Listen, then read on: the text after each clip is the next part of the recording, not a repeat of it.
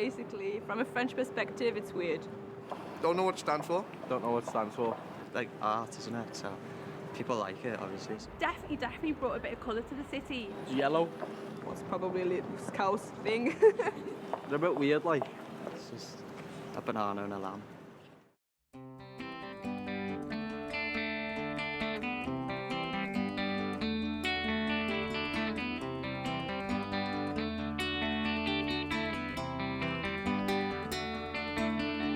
Superlambanana, Superlambanana. She arrived in Liverpool in 1998. She just suddenly appeared on the streets. We just turned up in town one day, there she was in the middle of a square, and it caused a lot of stir really to see her. They say it's like Marmite, people either really hated her or loved her. I was always in the group that loved her. I thought she was fantastic. This was the original colour, the yellow. And what is the other big passion in Liverpool? The football teams. So here she is in the red and the blue. Whatever we do, we have to create red and blue.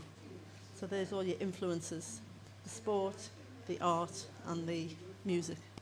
Before the Lambanana, I don't think people in the city really embraced modern art. This is why people loved it or hated it. So I think she's really done a lot for the city. As it developed, we found out why she looked the way she did, and it was basically to recognise Liverpool as a port, the import and export of the city. The artist himself, I believe, was into genetic modification, so this was his interpretation of this city as a port and its future, and to recognise the humour of the city as well, because it's the most strangest thing you'll ever see. Well, when I moved here, the Go Superlambanana's project was underway, and I sort of missed the boat on that one to sort of become an artist and sort of like claim a lambanana of my own, because I think there was 200 of them around the city, sort of like I think they were a third of the size of the original. And I saw them as sort of people, you know, sort of like I could interact with. They, you know, sort of like became sort of very familiar very quickly, and sort of getting around the city for the first time, you can start to see all of these sculptures. And they had a lot of character, so I sort of, in my paintings, I've used them to sort of represent sort of people and figures and things like that, and sort of represent Liverpool people. The first pieces I sold were portraits of lambananas because someone had asked for them because they were around the city and it was current. I mean, I like them. Not everybody likes them. Some people think they're stupid, and I think they're sort of like a good sort of alternate symbol, you know, for the city. People in Liverpool know the Superlambanana. I think people out of Liverpool don't. I've painted some sort of Beatles lambananas before, which were Sgt. Pepper's.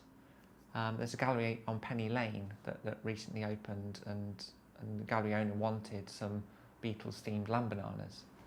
People like them. People ask for them, you know, and I kind of think I'll get away from that, you know, because I'm looking at going more national as an artist, so I want more sort of general themes, things that aren't sort of restricted to Liverpool. That's what I'm thinking.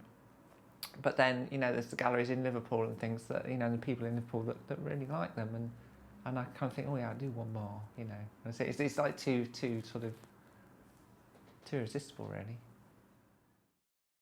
I and a friend made a point of visiting as many as possible as we could, different times of day and night, just to see who was hanging around them, just to see who was showing an interest in our lovely city and its cracking culture.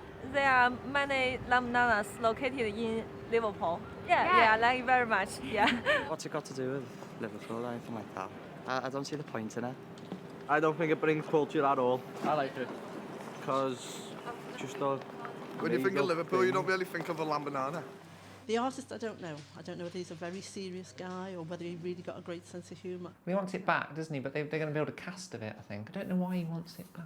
It's not going to fit in your garage, is it? But I do know he wants his lambanana back.